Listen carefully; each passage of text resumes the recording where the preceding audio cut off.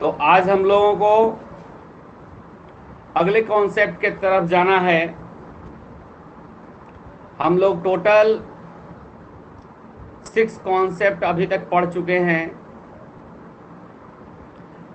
पहला कॉन्सेप्ट क्या था? Business entity concept. दूसरा कॉन्सेप्ट था गोइंग कंसर्न कॉन्सेप्ट। तीसरा cost concept, money measurement concept, dual aspect concept and periodicity concept. Yes और नो? Yes sir. ये 6 कॉन्सेप्ट आपके समाप्त हो गए। आज हम लोग इस चैप्टर के 3 कॉन्सेप्ट और पढ़ेंगे और ये 3 कॉन्सेप्ट आज क्लियर और ये चैप्टर समाप्त। इसके बाद कल हम लोग फिर नए चैप्टर को शुरू करेंगे। और चलिए अभी देखते हैं कि जो कॉन्सेप्ट में बाकी बचा हुआ है वो क्या है। तो अगला कॉन्सेप्ट आप लोग लिख लिए हैं कॉपी में। तो कॉन्सेप्ट आप देखे होंगे, तो वो कॉन्सेप्ट था रियलाइजेशन कॉन्सेप्ट। रियलाइजेशन का मतलब होता है जो हम सेल करते हैं और मनी का जो रियलाइज होता है, पैसे जो हमें प्राप्त होते हैं। रियलाइज का मतलब होता है वसूल करना, मतलब कलेक्ट करना, राइट। तो यहां कह रहा है आपके इस नोट्स के अंदर कि this accounting concept explains that sale is supposed to be completed when the title and possession of goods are passes from the seller to the buyer। कहता है कि अकाउंटिंग कॉन्सेप्ट, इस अकाउंटिंग कॉन्सेप्ट में यह explain किया जा रहा है कि सेल को कंप्लीट कब माना जाता है। सेल को कंप्लीट कब माना जाता है?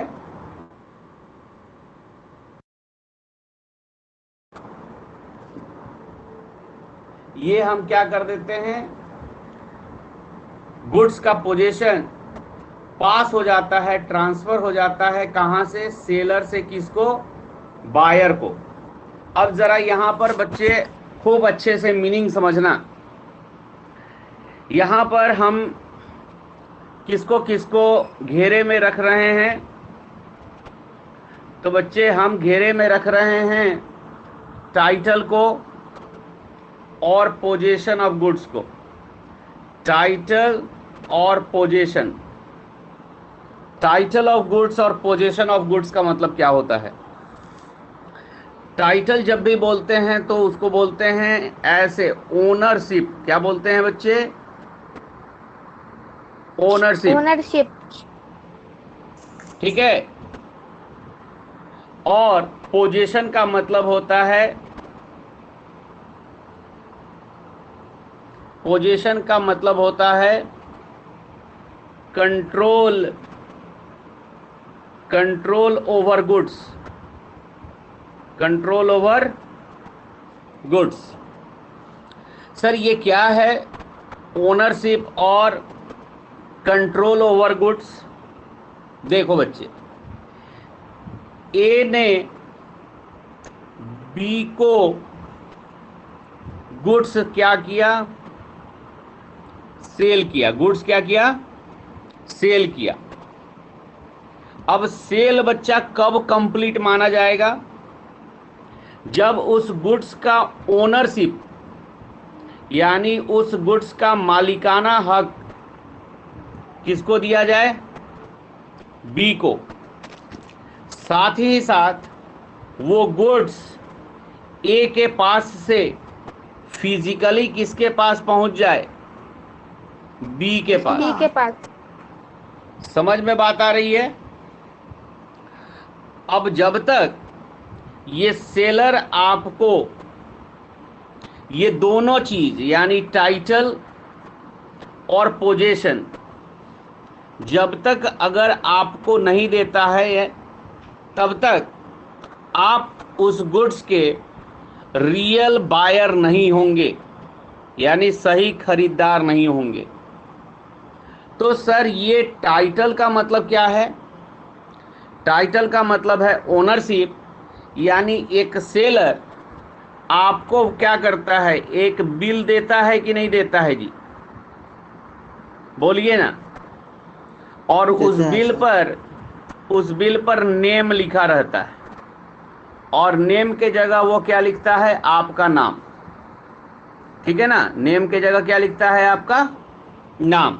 नाम। तो जो उस बिल पर, उस वाउचर पर जिस व्यक्ति का नाम है, और अब बिल अगर कट गया, यानी बिल अगर ए ने आपके नाम से, बी के नाम से अगर बना दिया, और गुड्स जो है अपने यहाँ से किसके पास भेज दिया, फिजिकली बी के पास, तो बी कौन हो गया, बायर, और ए कौन हो गया, सेलर। ए कौन हो गया जी, सेलर, और बी कौन हो गया, बायर। बायर। तो जब ओनरशिप और पोजेशन ऑफ गुड्स दोनों ही जब बायर को सेलर से क्या हो जाता है, प्राप्त हो जाता है, तो हम सेल मानते हैं। हम क्या मानते हैं, सेल को कंप्लीट मानते हैं।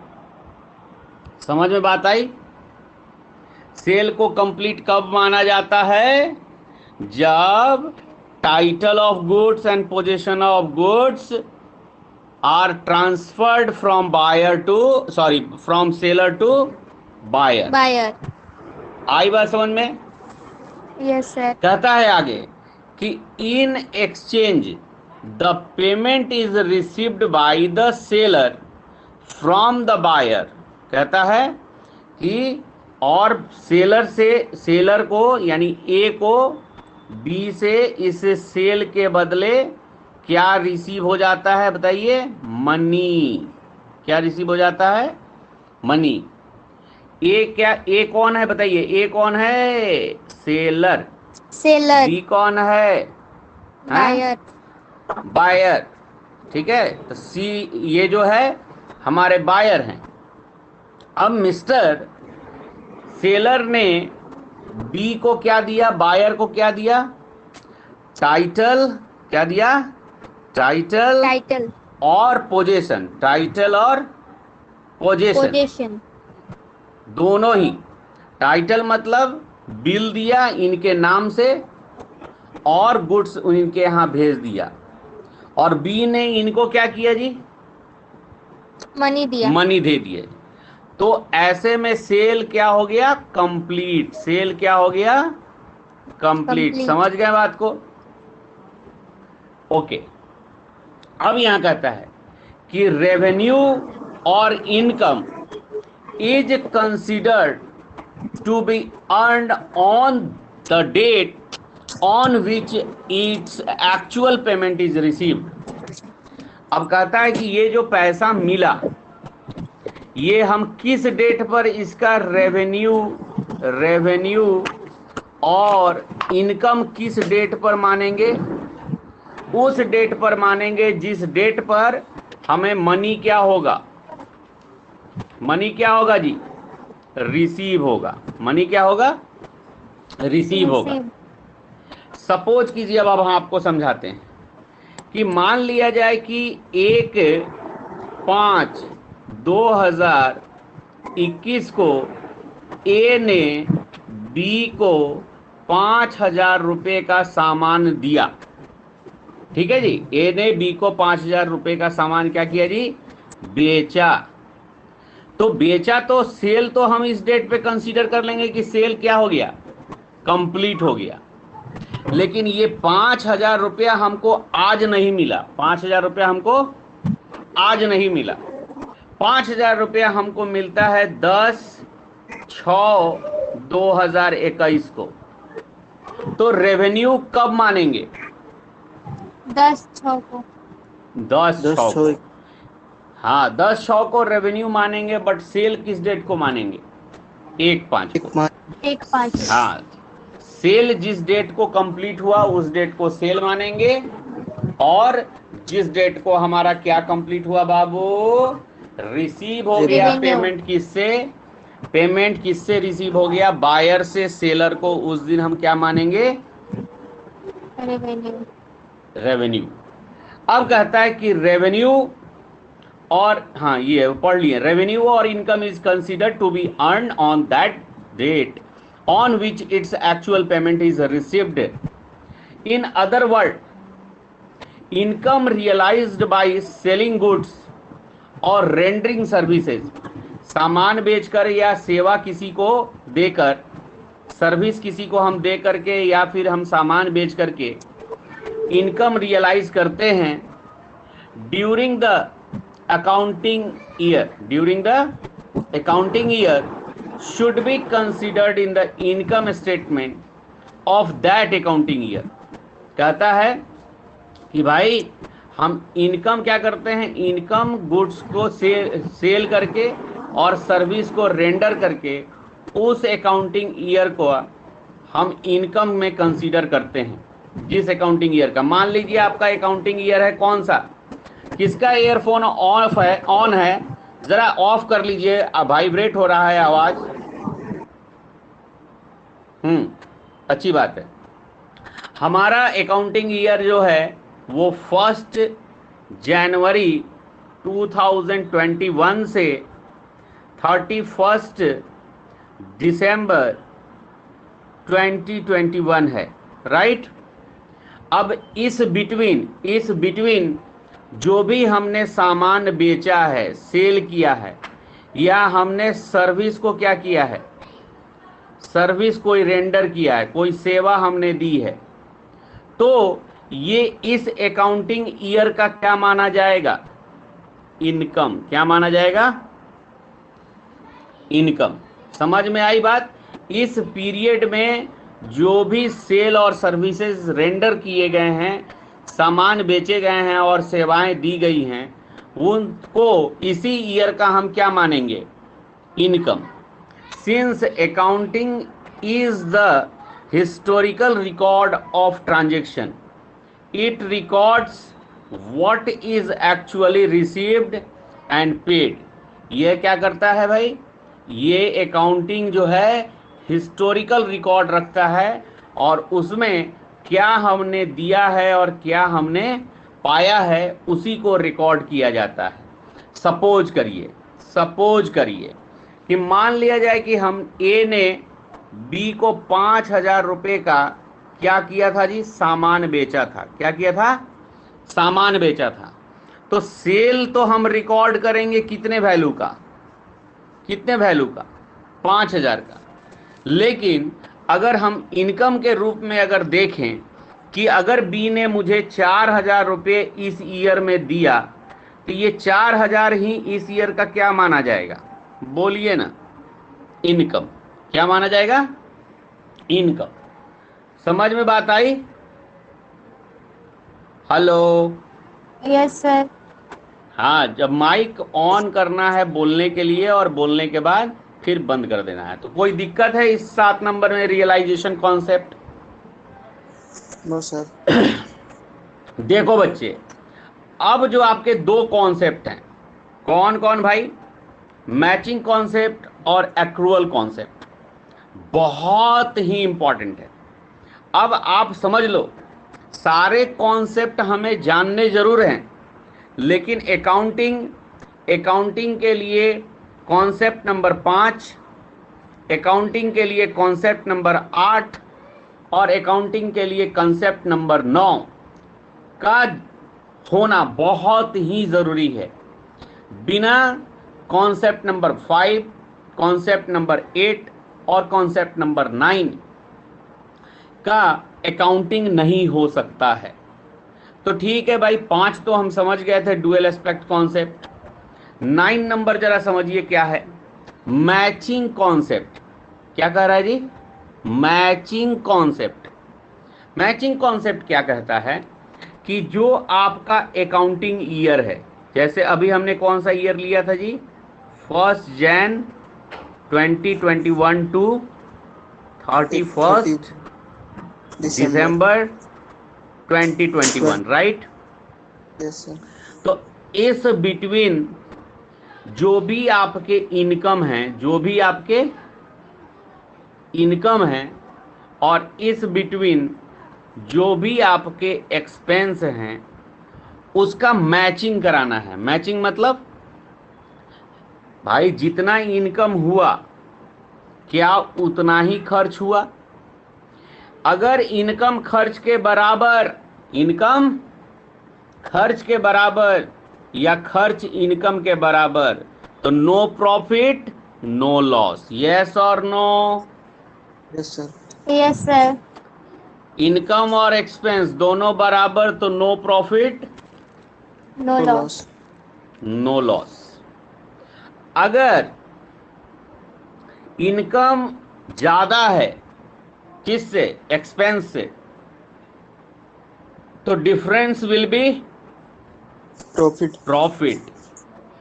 ये तो साधारण भाषा है ना, साधारण बात बता रहे हैं ना, हाँ या ना? Yes sir. Yes sir. कि if income is more than expense then difference will be profit, and income is less than expense then difference is loss. Loss. Loss. तो हमें अपने एक ईयर से रिलेटेड, एक फाइनेंशियल ईयर से related जो भी इनकम है और जो भी एक्सपेंस हैं, उनका हमें क्या कराना पड़ता है? मैचिंग कराना पड़ता है। और मैच करा करके देखना पड़ता है, क्या देखना पड़ता है कि इनकम एक्सपेंस के बराबर है, क्या इनकम ज़्यादा है या इनकम एक्सपेंस से कम है। समझ गए बात को? If Yes, sir. Income is equal to expense, there is no profit no loss, right? If income is more than expense, then difference will be profit, and income is less than expense, then difference will be loss. तो बात समझ में आ गई? तो चलिए आइए matching Yes, sir. Concept पढ़ते हैं। मैचिंग कॉन्सेप्ट क्या कहता है? कहता है कि this concept suggest that while determining the exact or accurate profit or income, we have to compare or match the revenue of the business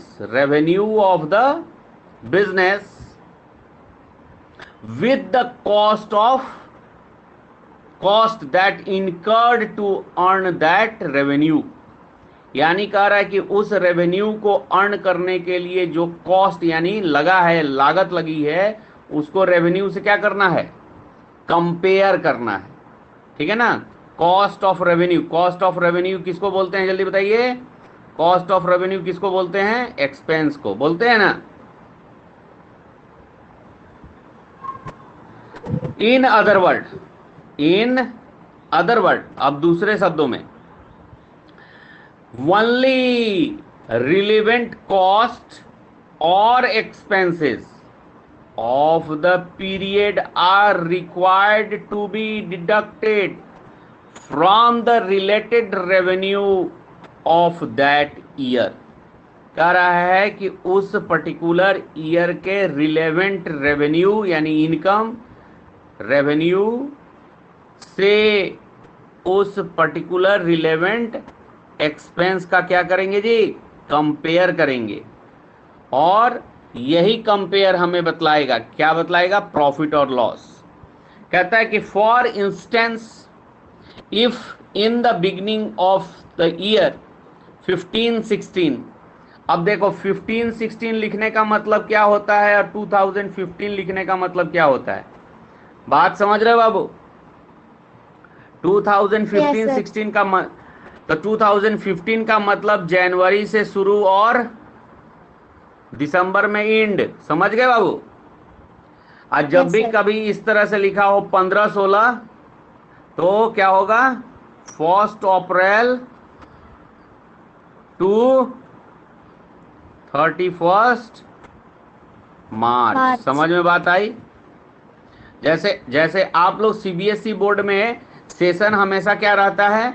19-20, 20-21, हाँ या ना? Yes, sir. रहता है। तो इसका Yes, मतलब sir. क्या होता है, अप्रैल से सेशन शुरू होता है और मार्च में खत्म एंड हो- होता है। ठीक है, लेकिन बिहार बोर्ड के सरकारी स्कूल में सेशन कौन से शुरू होता है, 15, 16, 17, 18, मतलब जनवरी से शुरू और दिसंबर में समाप्त। तो कहता है कि भाई अकाउंटिंग ईयर में क्या है, रेवेन्यू हुआ है 18 लाख का। रेवेन्यू कितने का हुआ है जी, रेवेन्यू कितने का है, बोलो ना जी, 18 लाख का। Earn by the way of sale, sale से जो रेवेन्यू अर्न हुआ है वो 18 लाख का हुआ है। This entire revenue is not the profit, ये पूरा का पूरा रेवेन्यू प्रॉफिट है क्या, बोलिए, ये पूरे के पूरे 18 लाख प्रॉफिट है? नहीं सर, No, sir. ये तो हमने 18 लाख में बेचा है, बेच करके हमको पैसे मिले हैं 18 लाख। अब इस 18 लाख में जिस सामान को बेचा गया है उस सामान को तो हम खरीदे होंगे ना जी। Yes, sir. तो उस सामान को जब हम खरीदे हैं तो उसका कॉस्ट जो आया है, कॉस्ट ऑफ गुड्स, यानी जो गुड्स हम बेचे हैं 18 लाख में, उसकी लागत जो है वो है 15 लाख। वो है, बोलो, 15 लाख। 15 लाख, तो प्रॉफिट कितना होगा बताओ, 3 लाख। 3 लाख। तो ये कॉस्ट ऑफ गुड्स जो है एक्सपेंस है, रेवेन्यू जो है 18 है। रेवेन्यू को हम प्रॉफिट नहीं मानेंगे, रेवेन्यू में से एक्सपेंस घटाने के बाद जो बचेगा वो क्या होगा, प्रॉफिट। प्रॉफिट। तो यही मैचिंग हमें कराना रहता है अपने पूरे ईयर के अकाउंटिंग में। जितना खर्च किए रहते हैं और जितना हमको सेल से रेवेन्यू होता है, रेवेन्यू में से एक्सपेंस को माइनस किया जाता है और जो पैसा बचता है वही उसका क्या हो जाता है, प्रॉफिट या लॉस। प्रॉफिट या लॉस। रेवेन्यू ज़्यादा है एक्सपेंस कम है तो प्रॉफिट, रेवेन्यू और एक्सपेंस दोनों बराबर है तो no profit no loss, revenue यदि कम है एक्सपेंस ज़्यादा है तो लॉस। समझ में आया बात, बोलिए। Yes, sir. Yes, sir. तो क्या, तो वही चीज आपको समझा रहा है कि 18 लाख में अगर सामान बेचा गया है तो यह 18 लाख रुपया हमारा प्रॉफिट नहीं है। ठीक है, so in order to calculate the profit, profit को निकालने के लिए, कैलकुलेट करने के लिए, we have to deduct the cost of goods sold from the sale revenue. तो जो गुड्स हमने बेचा है उसकी कीमत को क्या करनी पड़ेगी, रेवेन्यू से घटानी पड़ेगी, माइनस करना पड़ेगा। In the above example, if the cost of goods sold 15 lakhs, then the gross profit would be rupees 3 lakhs, right? Yes, sir. So the gross profit here is ascertained by comparing and matching the sale revenue with the cost of goods sold. So यहाँ पर जो profit जो calculate किया गया है, ascertain किया गया है, वो किससे, कंपेयर और मैचिंग से। कंपेयर और मैचिंग से, कंपेयर किसका, सेल रेवेन्यू का, किसके साथ, कॉस्ट ऑफ गुड्स सोल्ड के साथ। समझ में आई बात? Yes, तो sir. हमें अपने बिजनेस का कभी भी अगर प्रॉफिट निकालना है, कभी भी क्या निकालना है बाबू, प्रॉफिट। तो प्रॉफिट निकालने के लिए हमें रेवेन्यू का एक्सपेंस के साथ क्या करना पड़ेगा, कंपेयर करना पड़ेगा कि ये बराबर है कि भाई ज़्यादा है कि कम है। इसी कंपेयर के आधार पर हम प्रॉफिट या लॉस निकालेंगे। और ये किस कॉन्सेप्ट के अंदर शामिल होता है, ये जो हम काम करते हैं रेवेन्यू से एक्सपेंस को घटाने का, वो किस कॉन्सेप्ट में आता है, तो मैचिंग कॉन्सेप्ट। समझ में बात आई? हम Yes, sir. आपसे Yes, पूछें, हम आपसे पूछें कि बच्चे ग्रॉस प्रॉफिट या ग्रॉस लॉस किस अकाउंट में निकाला जाता है?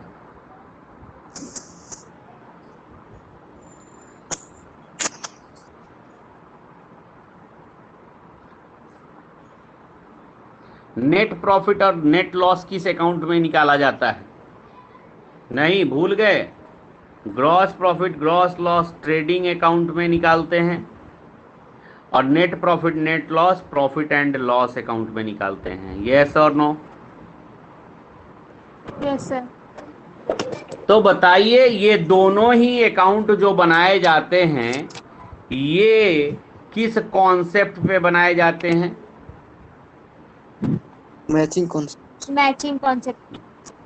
समझ में बात आई? Yes yes sir. सर। इन दोनों में ही हम क्या करते हैं, रेवेन्यू से एक्सपेंस का क्या करते हैं, कंपेयर करते हैं। रेवेन्यू का कंपेयर। एक्सपेंस के साथ करते हैं, कंपेयर करते हैं। ठीक, तो बच्चे सभी बनाते हैं, सारे बच्चे बनाते हैं trading account, profit and loss account. लेकिन अगर पूछा जाए कि trading account, profit and loss account में जो रेवेन्यू का हम एक्सपेंस के साथ कंपेयर करते हैं ये किस कॉन्सेप्ट से आता है, तो भाई बहुत कम लोग बता पाएंगे कि मैचिंग कॉन्सेप्ट से आता है। ओके बच्चों, यस सर। अब आइए 9 नंबर में। 9 नंबर क्या कहता है, एक्रूअल कॉन्सेप्ट। एक्रूअल का मतलब क्या होता है? देखो बच्चे, एक होता है कैश कॉन्सेप्ट और एक होता है एक्रूअल कॉन्सेप्ट। कैश कहता है कि भाई हम केवल बिजनेस के अंदर, केवल और केवल बिजनेस के अंदर कैश ट्रांजैक्शन रिकॉर्ड करेंगे, कैश ट्रांजैक्शन रिकॉर्ड करेंगे। बात समझ में आ रही है बाबू? यानी जब कैश हमें मिलेगा या हम कैश किसी को देंगे तभी इसे हम अकाउंटिंग के बुक्स में क्या करेंगे, रिकॉर्ड करेंगे। क्या करेंगे? रिकॉर्ड करेंगे। समझ रहे हो बाबू? Yes sir. लेकिन एक्रूअल कॉन्सेप्ट कहता है, एक्रूअल कॉन्सेप्ट कहता है कि नहीं भाई साहब, जिस दिन पैसा मिलता है या जिस दिन आप पैसा देते हैं, यानी जिस दिन आप रिसीव्ड करते हैं या जिस दिन पेड करते हैं, उस दिन आपको उसको रिकॉर्ड मत कीजिए, उस दिन आप उसको रिकॉर्ड मत कीजिए। जिस दिन ट्रांजैक्शन होता है, जिस दिन क्या होता है बच्चे, ट्रांजैक्शन होता है, भले ही पैसा आपको मिले या भले ही आपको पैसा न मिले, पैसा आप दें या न दें, आप इसको ट्रांजैक्शन के डेट पर ही क्या करो, रिकॉर्ड करो। ट्रांजैक्शन के डेट पर ही रिकॉर्ड करो। इस आधार पे रिकॉर्ड मत करो कि पैसा जिस दिन मिलेगा उस दिन रिकॉर्ड करेंगे और जिस दिन हम पैसा पेड करेंगे उस दिन रिकॉर्ड करेंगे। अगर जिस दिन पैसा पेड और रिसीव के आधार पर करेंगे तो वो क्या होगा, कैश बेसिस। क्या होगा? Cash basis. तो बिजनेस में क्रेडिट ट्रांजैक्शन होते हैं कि नहीं होते हैं? बिजनेस में क्रेडिट ट्रांजैक्शन होते हैं कि नहीं होते हैं? Yes sir. बोलिए ना। तो अगर हम क्रेडिट ट्रांजैक्शन को ट्रांजैक्शन के डेट पे रिकॉर्ड न करके, ट्रांजैक्शन के डेट पे रिकॉर्ड न करके अगर हम पैसे मिलने के डेट पर रिकॉर्ड करेंगे तो हो तो सकता है ना कि भाई हम भूल भी जाएं। आज बताइए ना, आज हम सामान मोहन को दे दिए हैं, हम अपने काम में व्यस्त रहें, अब हो भी तो सकता है कि हम मोहन का जो 200 का सामान दिए थे वो हम कहीं पर लिख करके रिकॉर्ड करके नहीं रखे हैं, तो भूल भी तो सकते हैं। बोलिए ना। तो अकाउंटिंग हमें कहता है, अकाउंटिंग का कॉन्सेप्ट कहता है कि भाई साहब आप ट्रांजैक्शंस जिस दिन हो रहा है, जिस दिन आप सेल कर रहे हैं या जिस दिन आप सामान खरीद रहे हैं या जिस दिन आप कुछ रेवेन्यू अर्न कर रहे हैं या जिस दिन आप एक्सपेंसेस अकर्ड कर रहे हैं, इनकर्ड कर रहे हैं, उसी दिन आप उसको रिकॉर्ड कीजिए, न कि उसका पैसा जिस दिन मिल रहा है या जिस दिन आप पेड कर रहे हैं उस दिन रिकॉर्ड कीजिए। बात समझ में आई? पढ़िए इसको क्या कहता है। यानी सपोज हम एक बात सीधे सीधे, ये कॉन्सेप्ट कहता है कि आप केवल कैश ट्रांजैक्शन नहीं, कैश के साथ साथ क्रेडिट ट्रांजैक्शन भी क्या करो, क्रेडिट ट्रांजैक्शन भी क्या करो, रिकॉर्ड करो। यानी दोनों ही तरह के ट्रांजैक्शन को रिकॉर्ड करो, केवल कैश नहीं। समझ में बात आई? तो कहता है कि this accounting concept states that revenue is recognised when they are earn and not when they are receive. यानी कहता है कि अकाउंटिंग कॉन्सेप्ट का ये कॉन्सेप्ट, एक्रूअल कॉन्सेप्ट कहता है कि रेवेन्यू आप उसको रिकॉग्नाइज करो जो आपने अर्न किया है। सपोज करिए कि मैंने यानी ए ने सी को 5,000 रुपया दिया। सी को क्या दिया? 5,000 रुपया दिया। इस पर हर मंथ 100 रुपये का इंटरेस्ट बनता है। कितने का इंटरेस्ट बनता है जी? 100 रुपये का इंटरेस्ट बनता है। अब एक महीना यानी मान लो मई महीना 1 तारीख से लेकर के 31 तारीख हो गया। 100 रुपये का जो इंटरेस्ट था वो ए का बन गया। तो ए इस 100 रुपये को इस मई महीने का इनकम मानेगा। क्या मानेगा बाबू? इनकम मानेगा। भले ही पैसा सी ये जून में दे, जुलाई में दे, अगस्त में दे, सितंबर में दे, 1 साल बाद दे, 2 साल बाद दे, जब देना है दे, लेकिन हम इनकम कब का मानेंगे? मई का। इनकम कब का मानेंगे? मई का। ये कॉन्सेप्ट कहता है। तो कहता है कि भाई this accounting concept state that revenue is recognised when they are earned and not when they are received. Similarly costs are recognized as soon as they are incurred and not when they are paid. This accounting concepts enable the accountants measures the income for a particular period by calculating the difference between the revenue recognized in the period and expenses incurred to earn that revenue. कहता है कि accountant साहब इस concept के बिना revenue उस particular period का और एक्सपेंस उस पर्टिकुलर पीरियड का उसका डिफरेंस नहीं कर पाएंगे। ठीक है। So accrual accounting is a basic accounting concept used in the preparation of trading account, profit and loss account and balance sheet. So ये accrual concept is the very necessary and important concept for preparation trading account, profit and loss account और balance sheet. समझ में बात आ रही है? Hello. Yes, sir. अच्छा suppose करो, अब तुमको और अच्छे से समझाते हैं। मान लो कि हमारी एक फैक्ट्री है। मान लो कि हमारी एक क्या है? फैक्ट्री है।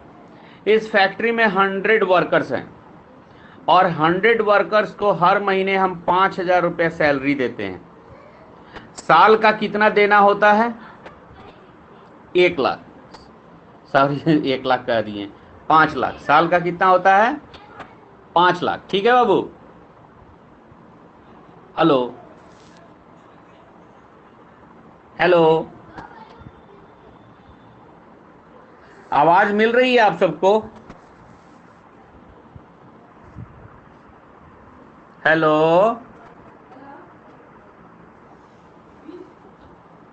आवाज नहीं मिल रही है?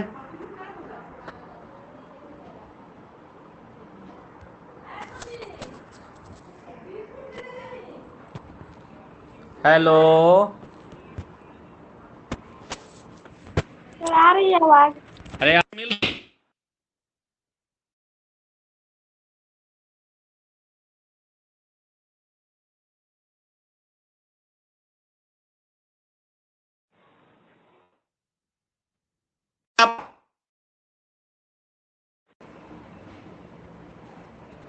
Hello, yes sir. क्यों नहीं रिप्लाई दे रहे हैं भाई? उसी समय से हम बार बार 50 बार बोल दिए हैं।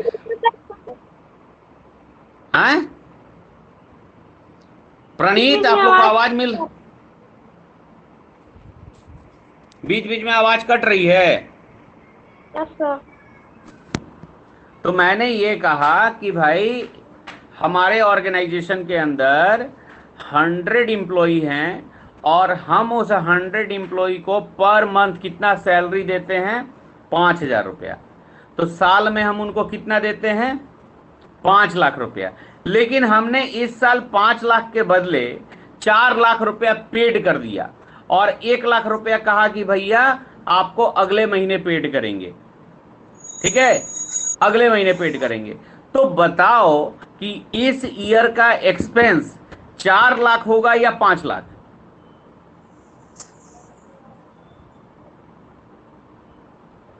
एक्सपेंस कितना होगा?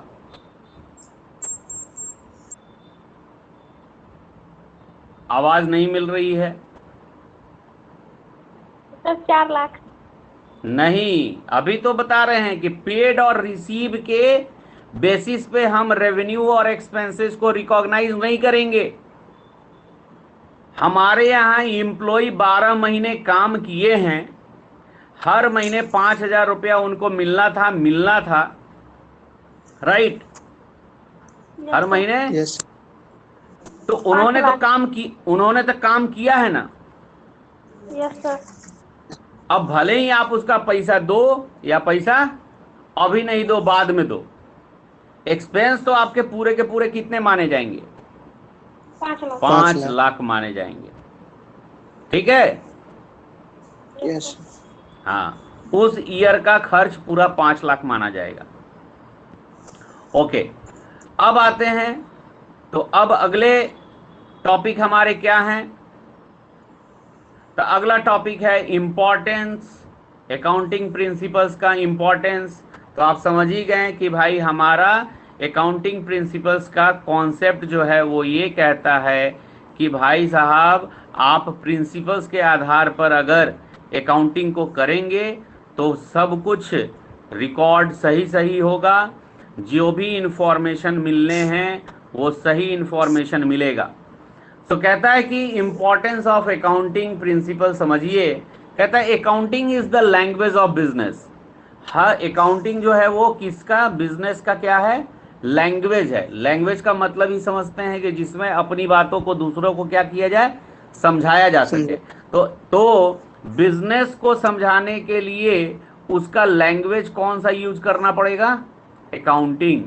सो accounting is the language of business. Accounting is regarded as the language of the business. Accounting को क्या किया जाता है? बिजनेस के लैंग्वेज के रूप में रिगार्ड दिया जाता है, सम्मान दिया जाता है। which a business enterprise communicate to the various groups of persons such as owner, shareholder, creditor, potential investors, etc. It is necessary to have generally accepted approach to the recording and reports of transaction.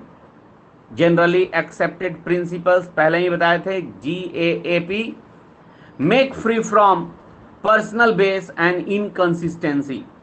क्योंकि जब हम principal को मानेंगे तो हम consistency रखेंगे कि नहीं रखेंगे? तो इनकंसिस्टेंसी और पर्सनल बेस को नहीं, यहां पर हम उन चीजों से फ्री हो जाते हैं।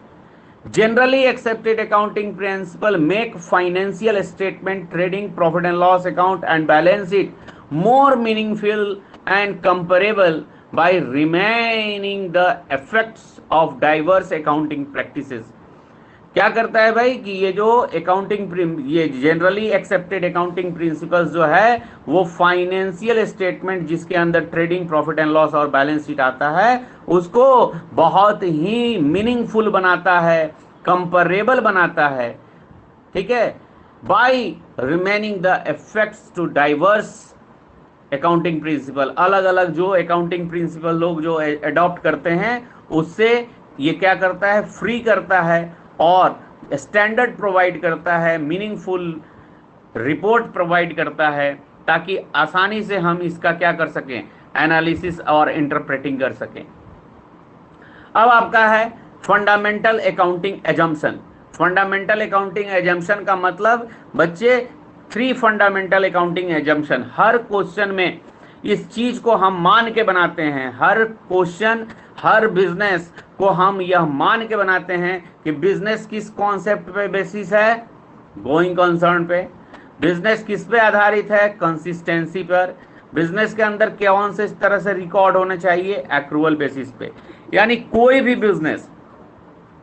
बिजनेस अगर हमें उसका अकाउंटिंग करना है तो इस बेसिक कॉन्सेप्ट को, फंडामेंटल प्रिंसिपल्स को क्या करने पड़ते हैं जी? फॉलो करने पड़ते हैं। बिना इसके कोई भी अकाउंटिंग क्लियर नहीं हो सकता। समझ रहे हैं बात को? कोई भी अकाउंटिंग क्लियर नहीं हो सकता। तो जब भी हमें अपने अकाउंटिंग करने हैं तो हमें ये 3 प्रिंसिपल्स जो हैं क्या करने हैं? मानने ही मानने हैं। नहीं मानने का कोई सवाल नहीं है। अगर आप इनमें से किसी एक को भी नहीं मानते हैं तो उसका आपको रिटन कॉन्सेप्ट देना होगा, प्रूफ देना होगा, एक्सप्लेनेशन देना होगा कि आपने अपने बिजनेस में इसमें से किस कॉन्सेप्ट को नहीं माना, और नहीं माना तो क्यों नहीं माना। समझ रहे हैं बात को? Yes sir. हेलो। तो कहता है कि all the above 3 fundamental, all the above 3 fundamental accounting assumption have already been explain in this unit. Going concern के बारे में हम लोग पढ़ चुके हैं जी, हाँ जी। कंसिस्टेंसी के बारे में पढ़ चुके हैं, हाँ जी। एक्रूअल के बारे में पढ़ चुके हैं, हाँ जी। तो ये तीनों ही कॉन्सेप्ट हम अभी इस यूनिट में पढ़ चुके हैं। लिखता है if nothing has been written about the fundamental accounting assumption in the financial statement then it is assumed that they have already been followed in their preparation of financial statement। यदि हमारे balance sheet में, हमारे financial statement में accounting assumption के बारे में, fundamental accounting assumption के बारे में अगर कुछ भी नहीं दिया है तो हम यह मान लेंगे कि जो फाइनेंशियल स्टेटमेंट बनाया गया है, तैयार किया गया है, उसमें ये तीनों ही एजम्पशन क्या किए गए हैं? फॉलो किए गए हैं। However if any of the above mentioned fundamental assumption is not followed then this fact should be specifically disclosed। यदि ऊपर में दिए गए ये फंडामेंटल एजम्पशन में से यदि कोई फॉलो नहीं किया जाता है तो फिर हमें उसे स्पेसिफिकली अलग से क्या करना पड़ेगा? डिस्क्लोज करना पड़ेगा। आई बात समझ में जी? बोलो। Yes sir. कोई दिक्कत? No sir. चलिए, तो इस चैप्टर को हम लोग आज द एंड कर लिए। अब नेक्स्ट क्लास में हम लोग चलेंगे process and bases of accounting, और ये सारा हम पढ़ेंगे। फिर हमारी धीरे धीरे प्रैक्टिकल क्वेश्चन की तरफ बढ़ेंगे। राइट्स, यहाँ आ जाएगा rules of debit and credit, और यहाँ से हम धीरे धीरे आगे की ओर बढ़ेंगे। तो आज हम लोगों ने अपने क्लास में प्रिंसिपल्स क्लियर किए। बच्चे, कन्वेंशन कितने हैं? 4। कॉन्सेप्ट कितने हैं? 9। कन्वेंशन कितने हैं? 4। और कॉन्सेप्ट कितने हैं? 9। वो पूरे के पूरे नाम आपको याद होने चाहिए, और केवल नाम ही नहीं, उसके बारे में जो बताया गया है वो भी याद होनी चाहिए। ओके? Yes sir. तो आप रिवीजन कीजिए। रिवीजन करने के बाद अगर कोई दिक्कत महसूस हो तो कल जब हम क्लासेस शुरू करेंगे तो फर्स्ट आवर में आप पहले अपने डाउट्स, अपने प्रॉब्लम्स पूछ करके क्लियर कीजिएगा, तब हम चैप्टर स्टार्ट करेंगे। Any problem? No sir. Okay, bye. Have a nice day. Take care.